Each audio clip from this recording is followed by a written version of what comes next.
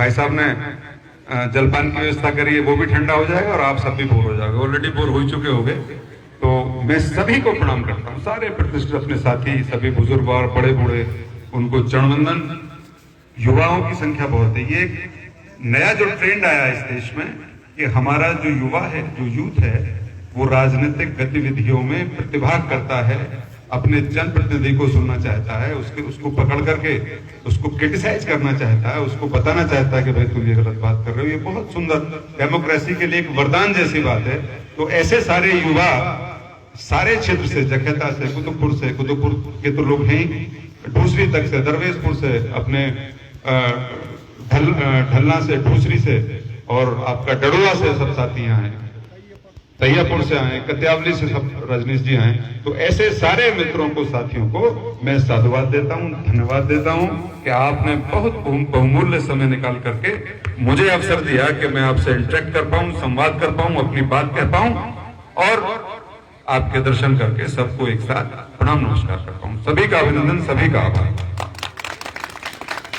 हालांकि बहुत लंबी चर्चा मेरे पूर्व वक्ताओं द्वारा हुई है और सभी विद्वान लोग हैं, उनके बाद कई चीजें बचती हैं जिन पर प्रकाश डाला जा सकता है, किंतु वर्तमान में ज्वलंत कुछ ऐसे मुद्दे हैं, ऐसी बातें हैं, ऐसे घटनाक्रम इस देश के अंदर, क्षेत्र के अंदर हुए हैं जिनको स्पर्श करना, जिनके बारे में चर्चा करना बड़ा आवश्यक है। अगर उनको नहीं छुआ जाएगा तो फिर बेमानी है मेरे यहाँ खड़े होकर के अपनी बात कहना।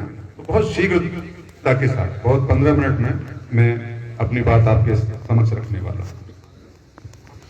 दोस्तों, सबसे पहले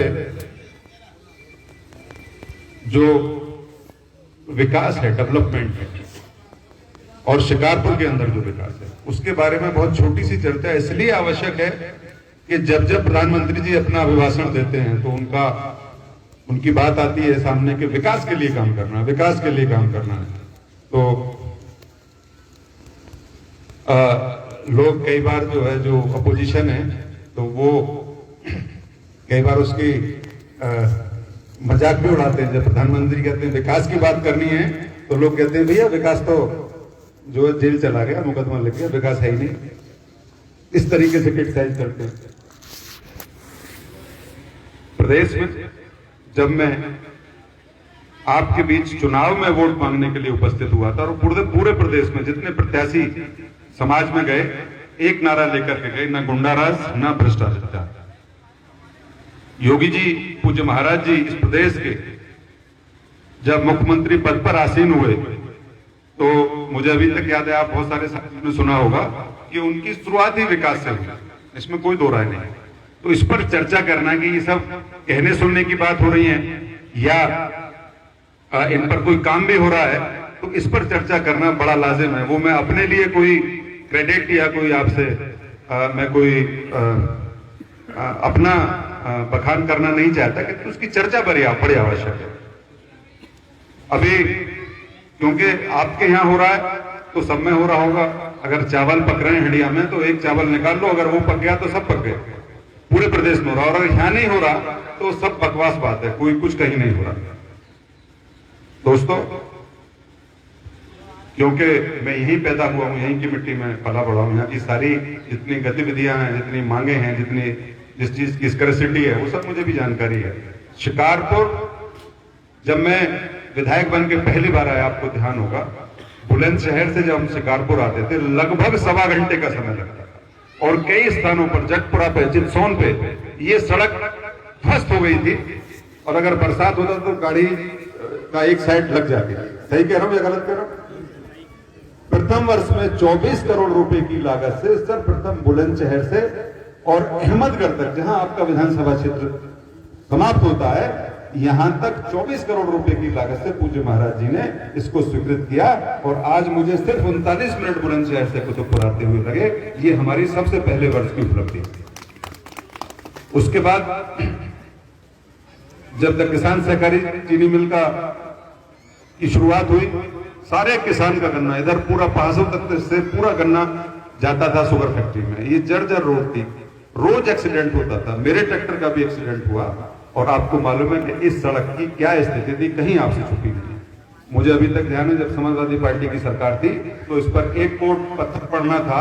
इटावा के कोई यादव जी ठेकेदार यहाँ थे, यहाँ आए और जखेदा कुतुबपुर ने उसके खिलाफ प्रदर्शन किया ना डॉक्टर साहब, रोका, यहाँ प्रदर्शन किया और उसने कहा फोन मिला के कि आप जो भैया अखिलेश यादव से बात कर लो, ये तो ऐसे ही बनेगी।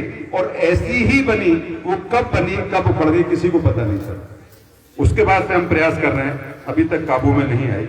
आपको पता होगा कि चांदोक के अंदर पूरी सीमेंटेड रोड हुई, सैनी की मढ़िया पे पूरी सीसी रोड हुई और अभी 1 करोड़ 8 लाख की लागत से जब बिल्कुल ध्वस्त थी तो ये इस सड़क पर एक रोड पड़ा है। लेकिन ये पर्याप्त नहीं था क्योंकि बहुत बड़ा ट्रैफिक वॉल्यूम है, सारी बड़ी बड़ी ट्रक्स गाड़ियां, आप समझिए 100 टन तोला जाता है गन्ना लेकर के, तो ये बड़ी अपर्याप्त थी। और लगभग विगत 20 सालों से तो मैं जानता हूं इस सड़क के जीर्णोद्धार और निर्माण की मांग यहाँ का एक एक बच्चा करता है।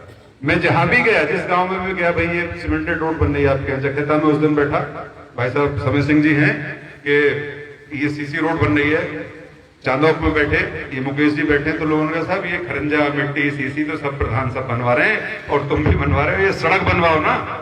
यही बात थी ना, खुर्जा वाली सड़क की ये स्थिति थी क्योंकि बीच में हमने यहाँ बस चलवाई खुर्जा से शिकारपुर होते हुए जहांगीराबाद अमृतसर, वो बंद हो गई क्योंकि रास्ता, तो खुर्जा से शिकारपुर होते हुए जहांगीराबाद वाली जो रोड है ये ऑक्सीजन की तरह इस क्षेत्र के लिए, इस पूरे क्षेत्र के लिए, जितने हमारे साथी यहाँ बैठे हैं आपके लिए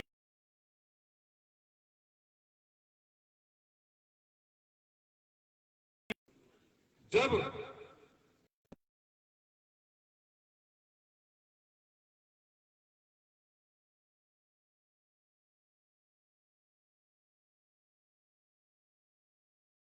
शराब बिकनी बंद हो गई, जब एक एक पैसे के लिए सरकार परेशान है, ऐसे वक्त में